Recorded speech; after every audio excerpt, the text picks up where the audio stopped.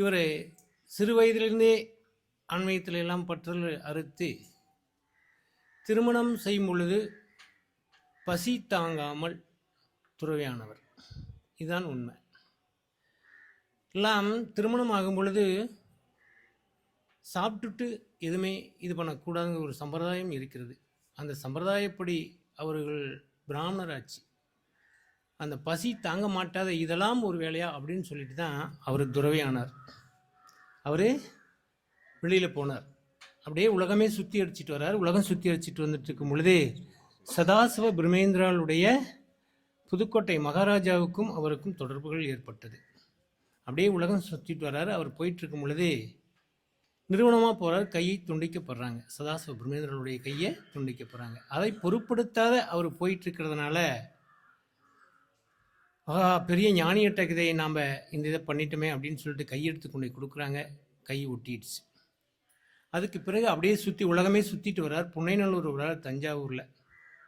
தஞ்சாவூரில் வரும் பொழுது சுயமாக இருக்கிற அம்பாள் அவர் கண்ணுக்கு தெரிகிறது. சுயம்பு புன்னைநல்லூர் மாரியம்மன். அந்த மாரியம்மனுடைய இது அவர் கண்ணுக்கு தென்பட்டதுனால அவர்கள் ஆற்றில் அவருடைய ஆடு மேய்த்திட்டு கொண்டு இருந்துட்டு அவருடைய உருவத்தை காமிச்சு அங்கே போய் மறைகிறார். மறைஞ்ச பிற்பாடு ஆடு மேய்ச்சிட்டு இருந்தீங்க பார்க்குறாங்க. திருப்பி அங்கே என்ன இருக்குதுன்னு கேட்டிங்கன்னா அம்பாள் தான் இருக்காங்க. அதுக்கு பிறகுதான் அது சுயமாக உருவாக்கப்பட்ட அம்பாள் புன்னைநல்லூர் மாரியம்மன்.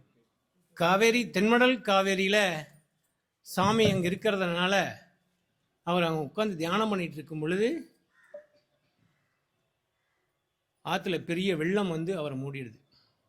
நீண்ட நாள் கழித்து அவர் மலன் அள்ளுறாங்க ஆற்றுல. அந்த மலன் அள்ளும் பொழுது அவருடைய உருவம் தென்பட்டதுக்கு பிறகு எடுத்து துடைச்சிட்டு அப்படியே திருப்பி வர்றார். ஏன்னா நீண்ட நாள் ஆற்று மலனில் உள்ளுக்குள்ளே இருந்து இதாகி உயிருடன் திரும்பி வெளியில் வந்து தான் இது வர்றார்.